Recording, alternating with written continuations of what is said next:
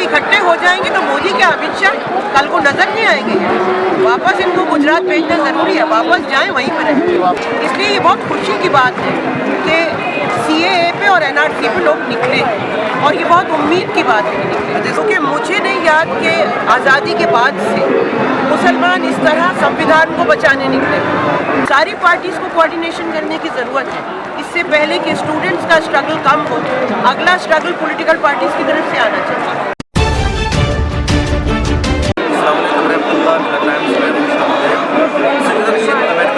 NRC और NPR के खिलाफ हिंदुस्तान समेत दुनिया भर में प्रोटेस्ट हो रहा है। दिल्ली में सबसे ज़्यादा और मुसलसल प्रोटेस्ट हो रहा है। हम इस वक्त और जिस जगह पर है, ये जगह कालिंदी रोड है जो दिल्ली और नोएडा को जोड़ती है और इस सड़क को तकरीबन यहाँ के लोगों ने पिछले 16-17 दिनों से बंद कर रखा है। इन सब का ही मुतालबा है कि सरकार CAA को वापस ले। ये कानून हिंदुस्तान के दस्तूर और आइन के खिलाफ है, यहाँ की तहजीब और कल्चर के खिलाफ है। मुसलमानों, दलितों, आदिवासियों सबको इससे खतरा लायक है और जो बड़ी बड़ी शख्सियात हैं उन सब का भी इस प्रोटेस्ट को सपोर्ट हासिल है। और इस वक्त हमारे साथ शबनम हाशमी, हिंदुस्तान के जो टॉप की सिविल सोसाइटी है उसकी सरगर्म शख्सियत है, सरगर्म कारकुन है। तो उनसे हम इस बिल के बारे में या इस कानून के बारे में बातचीत करते हैं, प्रोटेस्ट के बारे में बातचीत करते हैं। CAA को लेकर के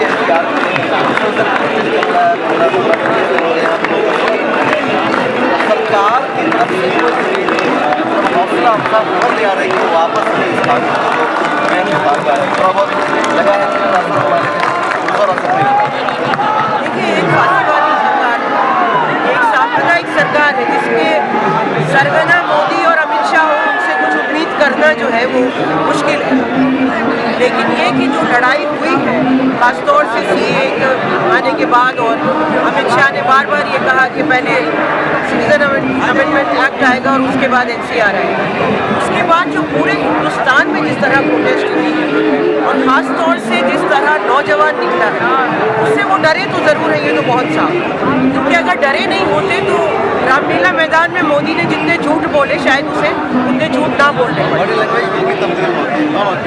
बॉडी लैंग्वेज तो उनकी तब्दील होती रहती है, कभी उन्हें लगता है हम शेर हो गए, कभी फिर पता चलता है कि हम वही हैं जो गुजरात से तड़ी पार जो भाग के आए थे, तो वो तो चेंज होती रहती है। लेकिन ये कि ये पहली बार हुआ है कि इस तरह पिछले 6 साल में कि इस तरह से आम जनता निकल के आई है और ख़ास तौर से मुसलमान औरतें जिस तरह और आदमी भी निकल के आए हैं।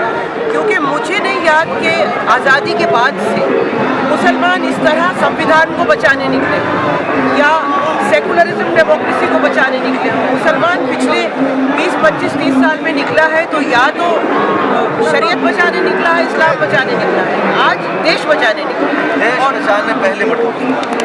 और आज़ादी के बाद से पहली बार निकला है। क्योंकि निर्भया के समय भी सिविल सोसाइटी बाहर आई थी, लेकिन इस तरह से मुस्लिम औरतें नहीं दिखी।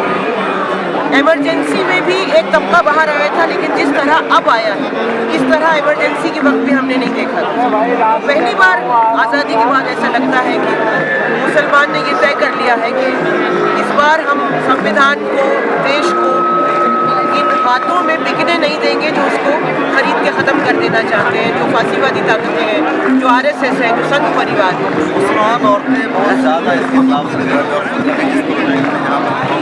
मुसलमान औरतें सबसे ज़्यादा सिर्फ दिन रात में और ये जो खास बात मुझे नजर आती है उनका हाउस वाइफ है इनका किसी ऑर्गेनाइजेशन से पॉलिटिकल पार्टी के साथ कब तक ये लोग अपनी लड़ाई जारी रखेंगे? मुझे तो लगता है कि कम से कम तब तक जब तक मोदी अमित शाह की सरकार को गद्दी से न गिरा दें, क्योंकि उनको अब 4 साल बचे हैं। तो ये लड़ाई 4 साल उसका तरीका बदल सकता है। हो सकता है कि यहाँ पे ना बैठे रह सके 4 साल, लेकिन ये लड़ाई तो 4-4.5 साल लड़नी ही पड़ेगी। आपको लगता है कि इस तरह ये प्रोटेस्ट आज अगर जारी रहा तो क्या सरकार पर इसका असर पड़ेगा और ज़्यादा? नहीं, सरकार पे असर पड़ रहा है। देखिए, बात ये है कि अगर आप पिछले 4-5 महीने ही देखिए, कश्मीर में 370 हटाया, उसमें हम लोग सीमित से 100, 200, 400 लोग जंतर मंतर में प्रोटेस्ट करते रहे। हमने नहीं देखा कि आम जनता सड़कों पर उतरी, जबकि जितना बड़ा हमला था, वो भी संविधान पे हमला था, क्योंकि कश्मीर में 370 तभी हटाई जा सकती थी जब असेंबली उसे पास करे। सरकार ने कहा कि हम गवर्नर को असेंबली की पावर देते हैं। गवर्नर तो केंद्र का प्रतिनिधि है, वो लोगों का प्रतिनिधि नहीं है। उस टाइम उन्होंने हमारे संविधान पे हमला किया, लोग चुप रहे। आज जिस तरह निकले हैं वो ये बात दर्शाता है कि अब जो सब्र का पैमाना है वो लबरेज हो चुका है। वो बहुत साल झेल लिया। तो अगर ये प्रोटेस्ट जारी रहेगी और अगले 4 साढ़े 4 साल जारी रहेगी तो नींवें तो इनकी हिलेंगी। और ऐसे लोग जो 370 पे खुशी मना रहे थे, जो अयोध्या का जजमेंट आया उसमें भी मुसलमान चुप रहा, और चुप इसलिए रहा कि मुसलमानों के जो नेता आप लोगों ने जो चुन रखे हैं, खासतौर से जो रिलीजियस नेता है, वो तो डोवल के साथ जाके लंच खा रहे थे और डोवल को ये बता रहे थे कि हाँ जी जो फैसला आया सराखों पे हम कुछ नहीं बोलेंगे। तो इतने शर्मनाक ये चीज़ें हुई हैं इस बीच कि अयोध्या का एक तरफा फैसला आया, उस पर भी नहीं बोले। इसलिए ये बहुत खुशी की बात है कि CAA पे और NRC पे लोग निकले हैं और ये बहुत उम्मीद की बात है। जिसमें कई सारे तरीके निकलती हैं या वो प्रोटेस्ट करती है, सरकार उसको दबा देती है, खामोश करा देती है।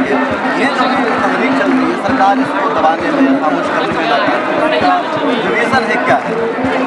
देखिए ये सरकार तो इनका जो पूरा तंत्र है पुलिस का, आर्मी का, वो बहुत खतरनाक है, इसमें कोई दो राय नहीं। और उसका रूप हमने यूपी में देखा है, जिस तरह से पुलिस ब्रुटैलिटीज यूपी में हुई। हमारे खुद जो बहुत करीबी दोस्त हैं जिनके साथ हम 30 साल लड़े, उनको जिस तरह से पीटा गया है, लखनऊ में खासतौर से दीपक कबीर है, तारापुरी है, रॉबिन है, एडवोकेट शुएब है, जिन्होंने 20-25 साल से लड़ाई लड़ी, उनको जिस तरह से जेलों में डाला गया तो रिप्रेसिव तो ये गवर्नमेंट बहुत है। लेकिन बात ये है कि अंग्रेज़ी साम्राज्यवाद तो पूरी दुनिया में शासन कर रहा था, तब हिंदुस्तानियों ने इकट्ठा होने की देर थी, बस इकट्ठा हुए और उखाड़ के फेंक दिया। 1857 से 1947 तक सबने मिलकर, इमरजेंसी में इंदिरा गांधी को भी ऐसे ही लग रहा था कि सब कंट्रोल में है, उनको अगले इलेक्शन में उखाड़ के फेंक दिया। तो ये क्या है? ये तो वैसे ही तड़ी पार। ये तो गुजरात में जो कांड करके आए उसके बाद जनता ने इनको गद्दी पे बिठा दिया, यही शर्म की बात। लेकिन कोई इनसे डरने की थोड़ी जरूरत है। हम लोग इकट्ठे हो जाएंगे तो मोदी क्या अमित शाह कल को नजर नहीं आएंगे। वापस इनको गुजरात भेजना जरूरी है, वापस जाएं वहीं पर रहें। मान लिया जाए कि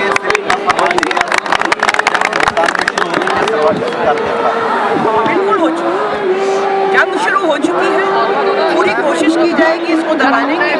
ज़रूरी यह है कि हम डरें नहीं, क्योंकि फांसीवादी ताकतें डर पे पनपती हैं। जितना लोग डरते हैं उतना ये सर पे बैठते हैं। अगर डरे नहीं, आवाज़ें बुलंद रखें, लड़ते रहें तो अगले 3-4 साल में ज़्यादा नहीं बचेगा।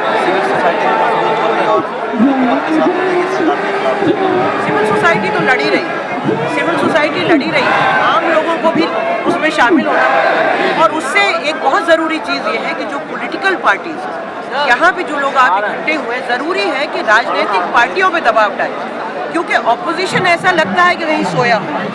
जनता सड़कों पे है, ऑपोजिशन सो रहा है। ये ज़रूरी है कि जितनी भी सेकुलर पार्टीज़ हैं वो कोऑर्डिनेशन कमेटी बनाएं, जैसे आपने शाहीन बाग में बनाई है। सारी पार्टीज़ को कोऑर्डिनेशन करने की ज़रूरत है, इससे पहले कि स्टूडेंट्स का स्ट्रगल कम हो।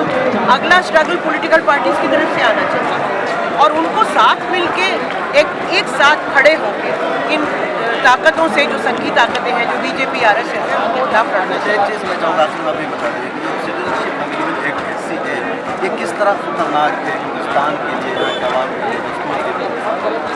देखिए सिटीजनशिप अमेंडमेंट एक्ट से हिंदुस्तानी नागरिक पे तो कोई फ़र्क नहीं पड़ता, लेकिन हमारा जो संविधान है वो संविधान नागरिकता कभी उसने धर्म के आधार पे नहीं दी। तो आपने एक रास्ता खोल दिया कि नागरिकता जो है वो धर्म के आधार पे भी दी जा सकती है ना। तो ये एक तो संविधान पे बहुत बड़ा हमला है, लेकिन सिटीजनशिप अमेंडमेंट एक्ट अकेला नहीं, उसके साथ NRC जुड़ा हुआ है।